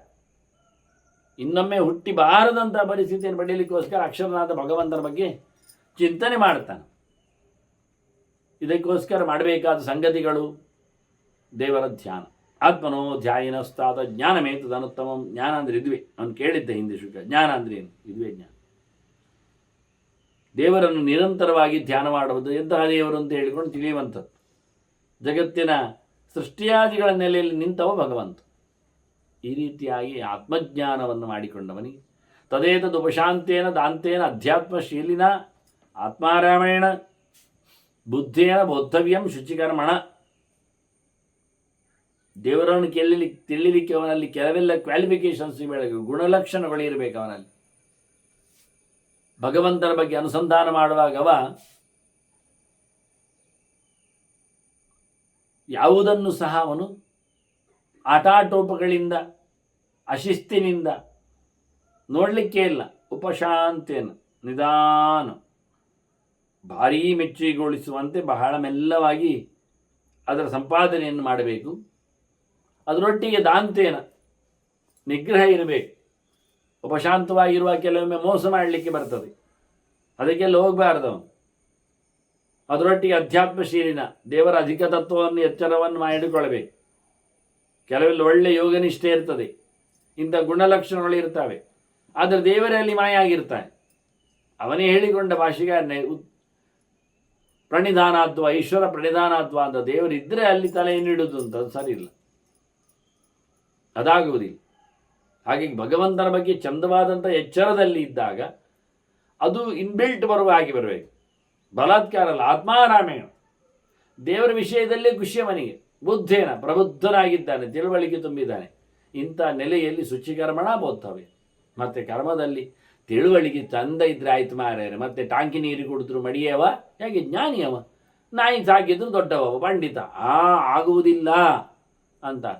ಶುಚಿಕರ್ಮಣ, ಕರ್ಮದಲ್ಲಿಯೂ ಮಡಿವಂತಿಕೆಯನ್ನು ಕಾಪಾಡಿಕೊಳ್ಬೇಕು. ಬುದ್ಧಿ ಮಡಿಯಾಗಿರಬೇಕು ಸಮ. ನೋಡಿ, ಮ್ಯೂಚುವಲ್. ಬುದ್ಧಿ ಸರಿಯಾಗಿದ್ದರೆ ದೇಹವನ್ನು ಸರಿಯಾಗಿಟ್ಟುಕೊಳ್ಳುತ್ತೆ. ಇಲ್ಲ ಅಂದರೆ ಬೂಟಾಟಿಕೆಗೋಸ್ಕರ ಬುದ್ಧಿ ಸಮ ಇಲ್ಲ ಅಂತ ಆದರೆ ದೇಹದಲ್ಲಿ ಬೂಟಾಟಿಕೆ ಮಾಡ್ತಾ. ಅದನ್ನ ಸರಿಯಾಗಿ ಬೋದ್ಧವ್ಯಂ ಶುಚಿಕರ್ಮಣ ಅಂತ. ಮಡಿವಂತಿಕೆಯನ್ನು ಕಾಪಾಡಿಕೊಳ್ಬೇಕು. ದೇಹದ ಮಡಿ, ಮಾತಿನ ಮಡಿ, ಮನಸ್ಸಿನ ಮಡಿ, ಪರಿಸರದ ಮಡಿ ಎಲ್ಲ ಇರಬೇಕು. ಸುಲಭ ಅಲ್ಲ, ಅಷ್ಟು ಸುಲಭದಲ್ಲಿ ಹೇಳಲಿಕ್ಕೆ ಆಗುವುದಿಲ್ಲ, ಜಾಡಿಸಲಿಕ್ಕೆ ಬರುವುದಿಲ್ಲ. ಮಡಿವಂತಿಕೆಯನ್ನು ಹೀಗೇ ಹೇಳಿಕೊಳ್ಳುವುದು ತಪ್ಪಾರ ಹೊರತು ಇಲ್ಲ ಹೇಳುವುದಲ್ಲ. ಒದ್ದೆ ಉಡದೇ ಇರುವಂಥದ್ದು ಮಡಿವಂತಿಕೆಯಲ್ಲೇ ಮುಖ್ಯ ಲಕ್ಷಣ. ಅದನ್ನು ಮುಖ್ಯವಾಗಿ ತಿಳುವಳಿಕೆಯನ್ನು ಸಂಪಾದನೆ ಮಾಡುವಲ್ಲಿ ಹೇಳಿದ ರೀತಿಯಲ್ಲಿ ನೋಡಿಕೊಂಡ್ರೆ ಅವನು ಕರ್ಮದಲ್ಲಿ ಶುದ್ಧತನವನ್ನು, ಎರಡು ರೀತಿಯ ಶುದ್ಧತನ ಇದೆ ಅಂತ ಹೇಳಿದ್ರಲ್ಲ, ಬಾಹ್ಯಮಾಭ್ಯಂತರಂ ಶಚ ತಥಾ ಅಂತ, ಶೌಚಂದು ದ್ವಿಧಂ ಪ್ರೋಕ್ತಂ ಅಂತ. ಅದರಿಂದ ಆಂತರ ಶುದ್ಧಿ ಇದೆ ಅಂತೇಳಿ ಬಾಹ್ಯದಲ್ಲಿ ಬಿಡಲಿಕ್ಕೆ ಬರುವುದಿಲ್ಲ. ಬಾಹ್ಯದಲ್ಲಿ ಇದೆ ಹೇಳಿದ ತಕ್ಷಣ ಆಂತರದಲ್ಲಿ ಬೇಡ ಹೇಳಲಿಕ್ಕೆ ಆಗುವುದಿಲ್ಲ. ಬಾಹ್ಯದಲ್ಲಿ ಅದು ತೋರಿಸಿ ಇಡಲ್ಪಟ್ಟು ಬಾಹ್ಯದಲ್ಲಿ ಆಂತರದಲ್ಲಿ ಅದನ್ನು ಮಡುಗಟ್ಟುವಂತೆ ಮಾಡಬೇಕು. ಒಂದೇ ಕಡೆಯಲ್ಲಿ ನಿಲ್ಲುವುದಿಲ್ಲ. ಕೇವಲ ಪುಂಡರೀಕಾಕ್ಷ ಸ್ಮರಣೆ ಆದರೆ ಆಗ್ತದೆ ಅಲ್ಲ, ಸ್ಮರಣೆ ಮಾಡಲಿಕ್ಕೆ ಗೊತ್ತಿರಬೇಕಲ್ಲ, ಮಾಡಿಕೊಂಡು ಅಭ್ಯಾಸ ಆಗಬೇಕಲ್ಲ. ಅದನ್ನು ಚೆನ್ನಾಗಿ ದುಡಿಸಿಕೊಳ್ಳುವ ರೀತಿಯಲ್ಲಿ ಬರಬೇಕು ಅಂತ. ಅದನ್ನು ಶುಚಿಕರ್ಮಣ. ಇದಕ್ಕಾಗಿ ಅವನಲ್ಲಿ ಇರತಕ್ಕಂಥ ದೋಷಗಳ ನಿವೃತ್ತಿ ಮಾಡಿಕೊಳ್ಳಿಕ್ಕುಂಟು. ಅದೇ ಮಾಮೂಲಿ ಕಾಮ ಕ್ರೋಧ ಲೋಭಗಳು ಮೂರಂತೂ ಗ್ಯಾರಂಟಿ. ನೋಡುವಾಗ ಲೋಭ, ಕ್ರೋಧ ಮತ್ತು ಬಯಕೆ, ಕಾಮ ಒಂದು ಸಾತ್ವಿಕ ಮುಖದಲ್ಲಿ ಇರ್ತದೆ. ಬೇಕು ಏನು ತಪ್ಪ, ಸರಿ, ಅದು ನನಗೇ ಬೇಕು ಅಂತ ನಾನೇ ಒಟ್ಟಿಕೊಂಡು ಇದಕ್ಕೆ ತಪ್ಪಾಗ್ತದೆ, ಪೂರ ನಾನೇ ತಿಂದು ತಪ್ಪಾಗ್ತದ ಅಲ್ಲ. ನನಗೆ ಸಿಕ್ಕಿದೆ, ಇನ್ನೊಬ್ಬರು ಸಿಗಲಿಲ್ಲ, ಹಾಗೆ ಹೇಳಿಕೊಂಡು ತಿರುಗಿದ್ರೆ ಆಗ್ತದ? ಆದ್ದರಿಂದ ಬೇಕುಗಳನ್ನು ನಿಲ್ಲಿಸಬೇಕು. ಸಿಗದಿದ್ದಾಗ ಕೋಪ ಮಾಡಬಾರ್ದು. ಸಿಕ್ಕಿದ್ದನ್ನು ಯಾರಿಗೆ ಸಿಗಲಿಲ್ಲಲ್ಲ ಹೇಳಿಕೊಂಡು ಮೆರವಣಿಗೆಯಲ್ಲಿ ಬರಬಾರ್ದು. ಇದನ್ನು ನಿಲ್ಲಿಸುವ ಕಥೆ ಹೇಗೆ ಅಂದರೆ, ಕ್ರೋಧಂ ಶಮೇನ ಜಯತಿ, ಸಿಟ್ಟು ಬಂದಾಗೆಲ್ಲ ಶಾಂತಿ ಶಾಂತಿ ಮಂತ್ರವನ್ನು ಕಾಪಾಡ್ತಾ ಬರಬೇಕು. ಸೈರಣೆ, ಸುಮ್ಮನೀರು, ಇನ್ನವೇ ನೋಡುವ ಹೇಳಿ ಆದಷ್ಟು ಕೋಪವನ್ನು ಗೆಲ್ಲುವ ರೀತಿ. ಶಮೋ ಮನ್ನಿಷ್ಠತಾ ಬುದ್ಧೇಹೆ, ದೇವರಿಗೆ ಹಾಕಿಬಿಡು ಮನಸ್ಸನ್ನು. ಇಲ್ಲಿದ್ದರೆ ಅಲ್ವಾ ಗಲಾಟೆ ಕೋಪ ಬರೋದು. ಎಂತಾದ್ರೂ ಇನ್ಸಿಡೆನ್ಸ್ ಆದರೆ ದೇವರ ನೆನಪು ಮಾಡ್ತಾ ಇರೋದು, ನಾರಾಯಣ ನಾರಾಯಣ ಅಚ್ಯುತ ಅನಂತ ಗೋವಿಂದ, ದೇವರ ಸ್ಮರಣೆ ಮಾಡ್ತಾ ಅಲ್ಲಿಗೆ ತಲೆ ಓಡಿಸಿಬಿಡುದು. ಇದನ್ನೇ ಗಣ್ಯ. ಮತ್ತೆ ಕಾಮಂ ಸಂಕಲ್ಪ ವರ್ಜನ, ಮತ್ತೆ ಬಯಕೆ ಬಿಡುದು ಯಾವಾಗ, ಹೇಗೆ ಕೇಳಿದರೆ, ಬೇಕು ಎನ್ನುವುದನ್ನು ಯೋಚನೆ ಮಾಡುವುದೇ ಬಿಡು. ಸಂಕಲ್ಪ ಅಂದರೆ ಮನಸ್ಸು, ಮನಸ್ಸಿನಲ್ಲಿ ಬೇಕೋ ಬೇಡವೋ ಎಲ್ಲ ಕಾಣುವಂಥದ್ದು, ಇಲ್ಲಿ ನೋಡುವ ಅಂತ ಹೇಳುವಂಥದ್ದು, ಬರಲಿ ಅಂತ ಆಗುವಂಥದ್ದು ಬೇಡ. ಯೋಚನೆಗೆ ಅವಕಾಶ ಕೊಡಬೇಡ. ಸಂಕಲ್ಪವೇ ಇಲ್ಲ, ಅದು ಆಗಬೇಕು ಇದಾಗಬೇಕು ಎನ್ನುವ ಸಂಕಲ್ಪವೇ ಇಲ್ಲ. ಸಂಕಲ್ಪ ಅಂದರೆ ಬೆಳಿಗ್ಗೆ ಬೆಳಿಗ್ಗೆ ಜಪ ಮಾಡುತ್ತೇನೆ ಅಂತ ಹೇಳಿಕೊಳ್ಳುವುದುಂಟಲ್ಲ, ಹಾಗೆ ಯಾವುದೇ ಕಮಿಟ್ಮೆಂಟ್ ಇಲ್ಲದಂತ. ಇದರಿಂದ ಬಯಕೆಗಳು ದೂರ ಹೋಗ್ತವೆ. ಇನ್ನು ಮುಂದಕ್ಕೆ ಸತ್ವ ಸಂಸೇವನಾದ ಧೀರ ನಿದ್ರಾಂ ಉಚ್ಚೇತ್ತುಮರ್ಹತಿ, ಒಳ್ಳೆಯದರೆಡೆಗೆ ತಲೆಯನ್ನು ಕೊಡುವ ಮೂಲಕ, ಸಜ್ಜನರ ಸಹವಾಸ ಮಾಡುವ ಮೂಲಕ ಅವನಿಗೆ ನಿದ್ರೆಯನ್ನು ಕಂಟ್ರೋಲ್ ಮಾಡಲಿಕ್ಕೆ ಬರ್ತದೆ, ಬಿಡಲಿಕ್ಕೆ ಆಗ್ತದೆ, ಆದಷ್ಟು ಕಮ್ಮಿ ಮಾಡಿಕೊಳ್ಳಲಿಕ್ಕೆ ಆಗ್ತದೆ ಅಂತ. ಇದು ಪ್ರಧಾನ. ಯಾವ್ಯಾವುದು ಯೋಚನೆಗಳನ್ನು ಮಾಡುವಂಥದ್ದು, ಅದಕ್ಕೋಸ್ಕರ ತಲೆ ಮುಚ್ಚುವಂಥದ್ದು, ಕಣ್ಣು ಮುಚ್ಚುವಂಥದ್ದು ಎಲ್ಲ ಸರಿ ಇಲ್ಲ ಅನ್ನುವ ನೆಲೆಯಲ್ಲಿ. ಅದರೊಟ್ಟಿಗೆ ಇನ್ನೆರಡು, ಇದು ಮೂರಾಯ್ತಲ್ಲ. ಇನ್ನೆರಡು ಯಾವುದು ಕೇಳಿದ್ರೆ, ಅಪ್ರಮಾದಾತ್ ಭಯಂ ಜಕ್ಷ್ಯಾತ್, ಹೆದರಿಕೆ, ಅದನ್ನು ಬಿಡಬೇಕು. ಹೇಗೆ ಕಾಮ ನೋಡಿ ದೇವರ ಹೆದರಿಕೆಯಿಂದ ಕೆಲಸ ಮಾಡ್ತಾನೆ, ನಾವು ಲೋಕಕ್ಕೆ ಹೆದರಿಕೊಂಡು ಕೆಲಸ ಬಿಡುವುದಲ್ಲ. ಮೃತ್ಯುರ್ಧಾವತಿ ಪಂಚಮಹಾ ಅಂತ ಹೇಳಿದಾಗೆ ನಮಗೆ ಯಾವುದೂ ಇಲ್ಲ. ವಾಸ್ತವವಾಗಿ ಭಗವಂತನ ಚಿಂತನೆಗಾಗಿ ಆತ ಮೀಸಲಿಟ್ಟಾಗ ಅಪ್ರಮಾದ ಆಗುವುದಿಲ್ಲ. ಎಚ್ಚರದಲ್ಲಿದ್ದರೆ ಅವನಿಗೆ ಯಾವುದರ ಹೆದರಿಕೆಯೂ ಇಲ್ಲ. ಎಚ್ಚರ ತಪ್ಪಿದರೆ ಪ್ರತಿಯೊಂದು ಕಡೆಯಲ್ಲಿ ಹೆದರಿಕೆ ಅವನಿಗೆ. ಲೋಭಂ ಪ್ರಾಜ್ಞೋಪಸೇವನಾತ್, ಲೋಭ ಕಮ್ಮಿ ಆಗುವುದು ಯಾವಾಗ ಅಂದರೆ ದೇವರ ತಿಳಿದವರ ಹತ್ತಿರ ಹೋದರೆ ಮಾತ್ರವೇ. ಒಳ್ಳೆ ತಿಳಿದವರಲ್ಲಿ, ದೇವರ ತಿಳಿದವರಲ್ಲಿ ಸೇವೆ ಮಾಡ್ತಾ ಇದ್ರೆ, ಹತ್ತಿರ ಇದ್ದರೆ ಇವನಿಗೆ ಲೋಭ ಪ್ರವೃತ್ತಿ ಹೋಗ್ತದೆ ತನ್ನಷ್ಟೇ. ಹೀಗೆ ಮುಖ್ಯವಾದಂತಹ ದೋಷಗಳು, ಅದನ್ನು ಬಗೆಹರಿಸಿಕೊಂಡು ಮುಂದುವರಿಸಬೇಕು ಮನುಷ್ಯ. ಧೃತ್ಯ ಶಿಷ್ಣೋದರಂ ರಕ್ಷೇತ್, ಊಟ ಬೇಕು ಅಂತದೆ, ಹೊಟ್ಟೆಗಾಗಿ ಎಂದು ಯೋಚನೆ ಮಾಡ್ತಾನೆ. ಎಂತಾಗ್ತದೋ ಏನೋ ಅಂತ ಹೆದರಿಕೊಳ್ತಾನೆ. ಏನಿಲ್ಲಪ್ಪ, ಧೈರ್ಯ ಮಾಡಿಕೋ, ದೇವರು ಕೊಟ್ಟೇ ಕೊಡ್ತಾನೆ, ಈ ವೃತ್ತಿಯಲ್ಲಿ ವೃತ್ತಿ ಮಾಡ್ತಾನೆ ಅಂದರೆ ದೇವರು ಎಲ್ಲಿಯೋ ಒಂದು ಕಡೆಯಲ್ಲಿ ಬಾಯಿಗೆ ಹಾಕೇ ಆಗ್ತಾನೆ ಅಂತ ಧೈರ್ಯವೇ. ಅದರಂತೆ ಸೆಕ್ಸಿನ ವಿಷಯದಲ್ಲಿ ಅವನು ಧೈರ್ಯವನ್ನು ವಹಿಸಿಕೊಂಡು ಅದನ್ನು ಓವರ್ಕಮ್ ಮಾಡಬೇಕು, ಕಾಮನೆಗಳ ಹಾಗೆ. ಪಾಣಿಪಾದಂತೆ ಚಕ್ಷುಷ, ಕೈಕಾಲುಗಳು ಎಲ್ಲೆಲ್ಲಿ ಓಡದಂತೆ ಹೋಗಲಿಕ್ಕೆ, ಶುಚಿಯಾಗಿರಲಿಕ್ಕೆ, ತಪ್ಪಾಗದಂತೆ ನೋಡಿಕೊಳ್ಳಲಿಕ್ಕೆ ಕಣ್ಣು ಅದರ ಬೆನ್ನೆ ಹೋಗಬೇಕು. ಮತ್ತು ಕಣ್ಣನ್ನು ಚಕ್ಷುಶ್ರೋತ್ರೇಚ ಮನಸ, ಕಣ್ಣು ಕಿವಿಗಳನ್ನು ಮನಸ್ಸಿನಲ್ಲಿ ಕಂಟ್ರೋಲ್ ಮಾಡಬೇಕು. ಮತ್ತು ಮನಸ್ಸು ಮನೋವಾಚಂಚ ಕರ್ಮಣ, ಕೆಲಸದಲ್ಲಿ ಮನಸ್ಸು ಮತ್ತು ಮಾತನ್ನು ಕಂಟ್ರೋಲ್ ಮಾಡಲಿಕ್ಕೆ.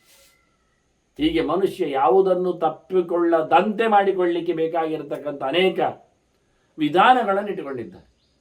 ಕಾಮಕ್ರೋಧಾದಿಗಳ ಜಯವನ್ನು ಚಿಂತನೆ ಮಾಡಲಿಕ್ಕೆ ಉಲ್ಲೇಖ ಮಾಡಿತು. ಈ ರೀತಿಯಾದವ ಬ್ರಹ್ಮತೇಜೋಮಯಂ ಶುಕ್ರಂ ಯಸ್ಯ ಸರ್ವಮಿದಂ ತತಂ ಏತಸ್ಯ ಸೂತ್ರಭೂತಸ್ಯ ದ್ವಯಂ ಸ್ಥಾವರ ಜಂಗಮಂ. ಈ ರೀತಿಯಾಗಿ ಭಗವಂತನ ಸರ್ವತ್ರ ವ್ಯಾಪ್ತಿಯನ್ನು, ಬೆಳಕಿನ ರೂಪದಲ್ಲಿ ಭಗವಂತ ಪೂರ್ಣ ತುಂಬಿಕೊಂಡದ್ದನ್ನು, ಹೀಗೆ ಭಗವಂತನ ಎಲ್ಲಕ್ಕೂ ಕಾರಣನಾದವನ ಭಗವಂತನ ಇಡೀ ಜಗತ್ತು ಹರಡಿ ನಿಂತಿದೆ. ಯಾವುದು ನಿಂತದ್ದು ತೆರಳುವಂಥದ್ದು ಸ್ಥಾವರ ಜಂಗಮ. ಇಡೀ ಪ್ರಪಂಚ ಭಗವಂತನ ವಿಶೇಷವಾದಂತಹ ನಿಯಮದಲ್ಲಿ ನಿಂತಿದೆ ಎನ್ನುವ ಅನುಸಂಧಾನ ಮಾಡ್ತಾವ ಅನೇಕ ನಿತ್ಯ ನಿಯಮಗಳಲ್ಲಿ ಧ್ಯಾನಂ, ಅಧ್ಯಯನಂ, ದಾನಂ, ಸತ್ಯಂ, ಹ್ರೀಹಿ, ಆರ್ಜವಂ ಹಿಂದೆಲ್ಲ ಬಂದಿದೆ. ಅದನ್ನು ಧ್ಯಾನ ಆಗಲಿ, ಅದಂತೆ ದಾನ ಆಗಲಿ, ಇಂದ್ರಿಯಗಳ ನಿಗ್ರಹ ಆಗಲಿ, ಅಧ್ಯಯನ ಆಗಲಿ, ಸ್ಟ್ರೈಟ್ ಫಾರ್ವರ್ಡ್ನೆಸ್ ಅಂತೇವೆ, ಆರ್ಜವ, ರುಜುತನ, ಅದರ ಮಾಡಲಿಕ್ಕೆ ನಾಚಿಕೆ, ಕ್ಷಮ, ಸಹನೆ, ಶೌಚಂ, ಆಹಾರ ಸಂಶುದ್ಧಿ, ಮಡಿವಂತಿಗೆ, ಊಟದಲ್ಲಿ ಒಂದು ಕ್ರಮ, ಒಳ್ಳೆಯದರ ಮಾತ್ರ ಸಾತ್ವಿಕವಾದ ಪದಾರ್ಥಗಳ ಸ್ವೀಕಾರ, ಇಂದ್ರಿಯಾಣಾಂಚ ನಿಗ್ರಹ, ಇಂದ್ರಿಯಗಳ ನಿಗ್ರಹ, ಏತೈಹಿ ವಿವರ್ಧತೆ ತೇಜಃ ಪಾತ್ಮಾನಂಚ ಅಪಕರ್ಷತ್. ಹೀಗೆ ಮಾಡಿದರೆ ಅವನು ಬೆಳೀತಾನೆ, ಪಾಪ ಕಳ್ಕೊಳ್ಳುತ್ತಾನೆ. ಸಿದ್ಧಂತಿ ಚಾಸ್ಯ ಸರ್ವಾರ್ಥಾಹ, ಎಲ್ಲ ಬಯಕೆಗಳು ಈಡೇರ್ತವೆ. ವಿಜ್ಞಾನಂಚ, ವಿಷ್ಣು ಜ್ಞಾನ, ವಿಶೇಷ ಜ್ಞಾನ, ಅದು ಅವನಿಗೆ ಪ್ರವರ್ತತೆ, ಬೆಳೀತದೆ. ಸರ್ವೇಷು ಭೂತೇಷು ಲಬ್ಧಾಲಬ್ಧೇನ ವರ್ತಯೇತ್. ಅವನು ಎಲ್ಲರಲ್ಲಿಯೂ ಇಷ್ಟವಾಗಿರಬೇಕು, ಒಂದೇ ಪ್ರಕಾರ ಇರಬೇಕು. ಸಿಕ್ಕಿದ್ದರಲ್ಲಿ ಸಂತೋಷ, ಸಿಗದಿದ್ದರಲ್ಲಿಯೂ ಸಂತೋಷ. ಸಿಕ್ಕಿದ್ದನ್ನು ಪ್ರೀತಿಸಿಕೊಳ್ಳದೆ, ಸಿಗದಿದ್ದನ್ನು ದ್ವೇಷಿಸಿಕೊಳ್ಳದೆ, ಇದ್ದದ್ದರಲ್ಲಿ ಸಂತೋಷ ಪಡುವ ಮೂಲಕ ಅವನು ಲಬ್ಧಾಲಬ್ಧೇನ ವರ್ತಯೇತ್. ಹಾಗೆ ಮಾಡಿದರೆ ಕಾಮವೋದು ವಶೀಕೃತ್ವ ನಿಷೇತ್ ಬ್ರಹ್ಮಣ ಪದಂ. ಅವನಿಗೆ ಬಯಕೆಗಳು ಸಾಯ್ತಾವೆ, ಕೋಪ ಉಳಿಯುವುದಿಲ್ಲ. ಈಗ ಭಗವಂತನಡೆಗೆ ಅವನು ಮನಸ್ಸು ಮಾಡಿದರೆ ಹೋಗಲಿಕ್ಕೆ ಆಗ್ತದೆ. ಹಾಗೆ ಮನಸ್ಸು ಮಾಡಬೇಕು ದೇವರೆಡೆಗೆ ಸಾಗಲಿಕ್ಕೆ. ಆ ರೀತಿಯಾಗಿ ಮನಸ್ಸೇಂದ್ರಿಯಾಣಾಂಚ ಕೃತ್ವೈಗಾಗ್ರೇಯಂ ಸಮಾಹಿತ. ಮನಸ್ಸು ಇಂದ್ರಿಯಗಳು ಎಲ್ಲ ಒಂದೇ ಕಡೆ, ಮನಸ್ಸು ಒಂದು ಕಡೆ ಹೋಗುವುದು, ಇಂದ್ರಿಯಗಳು ಒಂದು ಕಡೆ ಇಲ್ಲ. ದೇವರೆಡೆಗೆ ಸಾಗುವ ಇಂದ್ರಿಯಗಳು, ಮನಸ್ಸು ಸಂತೆಯಡೆಗೆ ವಾಲುವಂಥದ್ದು. ಹಾಗಾಗಿ ಎಚ್ಚರದೆಡೆಗೆ ಬಂದ ಮನಸ್ಸು ಕರ್ಮೇಂದ್ರಿಯಗಳಲ್ಲಿ ವ್ಯಾಪೃತಗೊಂಡಂಥ, ಕರ್ಮಗಳಲ್ಲಿ ವ್ಯಾಪೃತಗೊಂಡಂಥ ಇಂದ್ರಿಯಗಳು, ಅದು ತಪ್ಪೆ.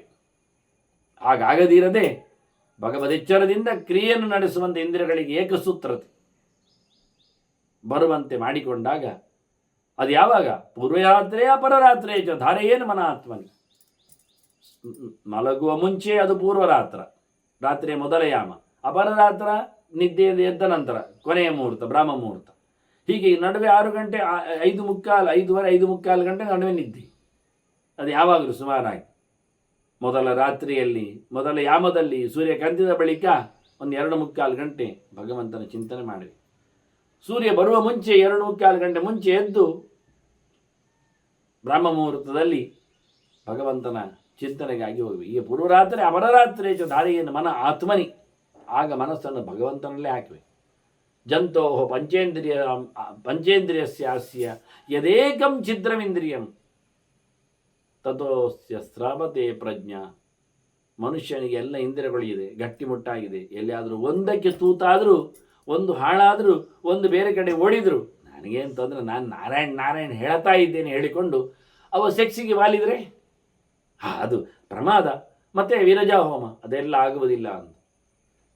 ಈ ಒಂದು ಇಂದ್ರಿಯ ಸೋತರು, ಕಣ್ಣು ಸೋತರು, ಕಿವಿ ಸೋತರು, ಬಾಯಿ ಸೋತರು, ಕೈಕಾಲುಗಳು, ಸ್ಪರ್ಶೇಂದ್ರಿಯ ಅಪ್ಪಿಕೊಂಡದ್ದು ಮಾತ್ರ ಮತ್ತೇನಲ್ಲ ಅಂದರೆ ಅದೆಲ್ಲ ಆಗುವುದಿಲ್ಲ. ದುಡ್ಡಿನ ವಿಷಯ ಆಗಲಿ, ಜಗತ್ತಿನ ವಿಷಯ ಆಗಲಿ, ಇತರ ವಸ್ತುಗಳ ವಿಷಯ ಆಗಲಿ, ಅವ ಸೋಲದಂತೆ ಇರಬೇಕಾದರೆ ಒಂದು ಇಂದ್ರಿಯ ಸೋತರು ಸಹ ಅವನು ಭಗವಂತನ ಎಚ್ಚರದಲ್ಲಿ ಅವನು ಸೋತಾಗಿ. ಹೇಗೆ ಅಂದರೆ ಧೃತೇ ಪಾದಾದಿ ಬೋಧಕವನು, ಚೀಲದಲ್ಲಿ ಅಡಿಯಲ್ಲಿ ಹೊಟ್ಟೆ ಅಂತ ಎಂದ ಮಾಡೋದು, ನೀರೆಲ್ಲ ಸೋರಿ ಹೋಗ್ತದೆ. ಧೃತಿಯಿಂದ ಇನ್ನೆಲ್ಲ ಚರ್ಮದ ಚೀಲವನ್ನು ನೀರು ತರಲಿಕ್ಕೆ ಉಪಯೋಗಿಸಿಕೊಳ್ಳುತ್ತಿದ್ದ ಬಗ್ಗೆ ಮಾತಾಡಿದ್ದವು, ಕೂಲಾಗಿ ಇರ್ತದೆ. ಹಾಗಾಗಿ ಚೀಲದ ಅಡಿ ಹೊಟ್ಟೆ, ಒಂದು ಹೊಟ್ಟೆ, ಒಂದೇ ಸಣ್ಣ ಹೊಟ್ಟೆ, ಪೂರ ಅಲ್ಲ. ಹೌದು, ಎಷ್ಟು ಸಮಯ ಸೋರ್ತದೆ, ನೀರು ಹೋಗ್ತದೆ. ಹಾಗೆ ಇಂದ್ರಿಯ ಒಂದು ಸೋತರೂ ಎಲ್ಲ ಮನುಷ್ಯ ಸೋಲ್ತಾನೆ.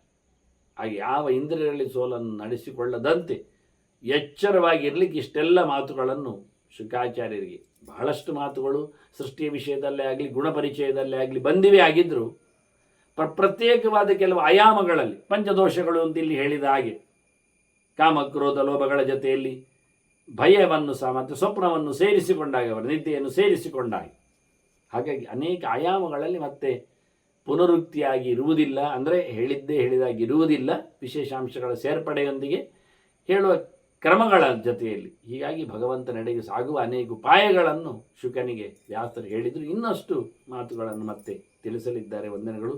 ಶ್ರೀಕೃಷ್ಣ ಅರ್ಪಣಮಸ್ತು. ನಾರಾಯಣ ನಾರಾಯಣ ನಾರಾಯಣ.